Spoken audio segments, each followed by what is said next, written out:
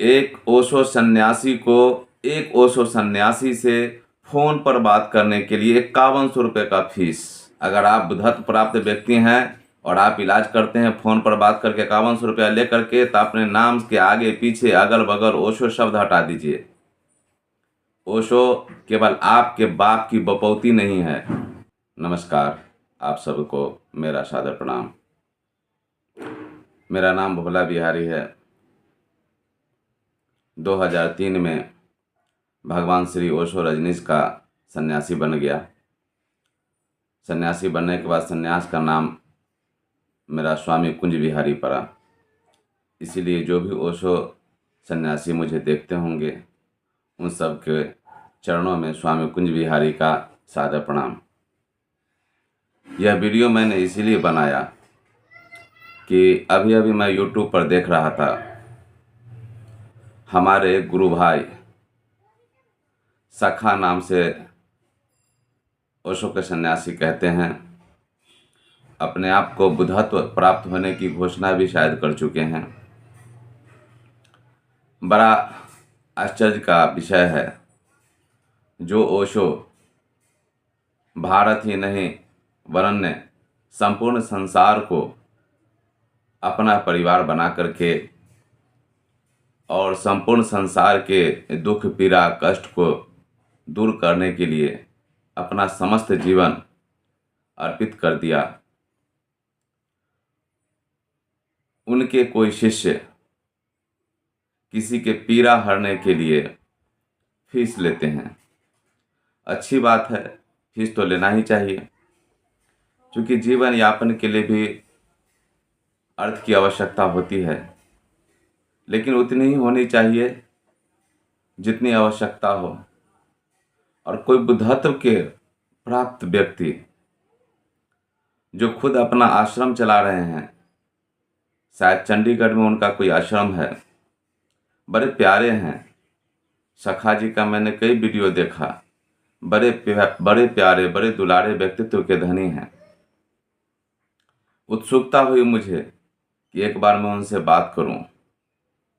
यह उत्सुकता भी बेवकूफ़ी है, कोई मतलब नहीं बनता है, किंतु सोचे कि मेरे गुरु भाई हैं। अब किसी भाई से किसी भाई को बात करने की इच्छा हो गई। इच्छा भी बेवकूफ़ी है, क्योंकि ओशो के सन्यासी आप सब होंगे, हम भी हैं, तो हर शब्द को काटा जा सकता है उसका तर्क प्रस्तुत करके।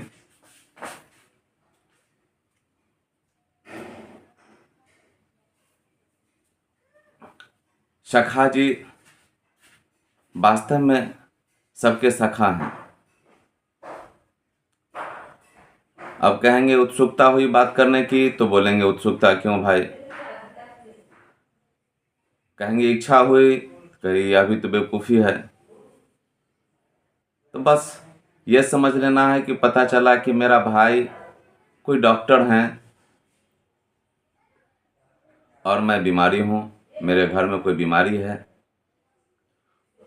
उस ऊंचाई तक मैं नहीं पहुँच पाया हूँ, तो सोचा जाए कि अपने दुख अपनी पीड़ा अपने भाई से शेयर करूं, शायद कोई फ़ायदा हो। किंतु बड़ा दुख हुआ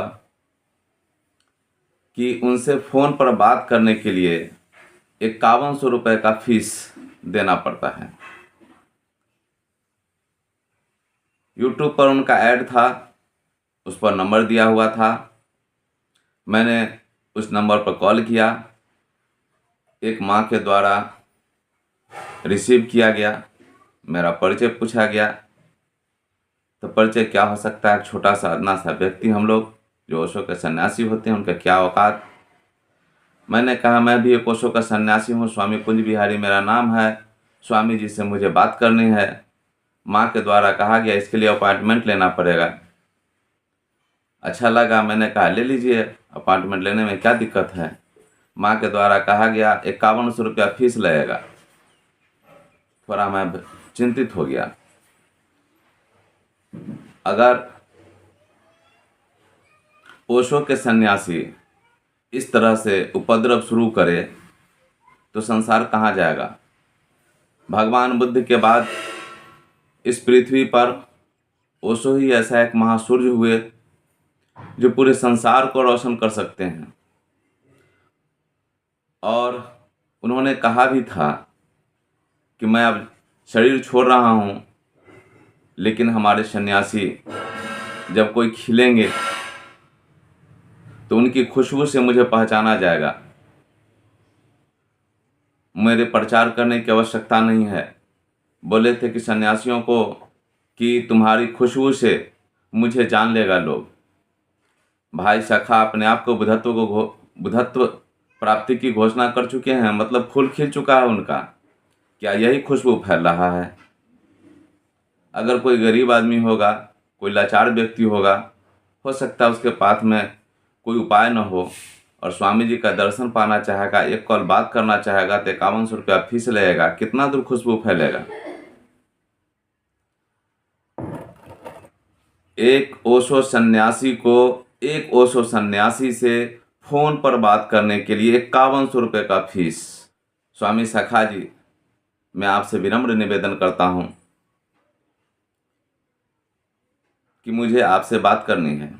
आप सोचेंगे जी कि बात क्यों करना है, तो आप उस प्रॉपर्टी पर अपना अधिकार जमाना चाहते हैं जिस प्रॉपर्टी पर विश्व के समस्त जनों का अधिकार है।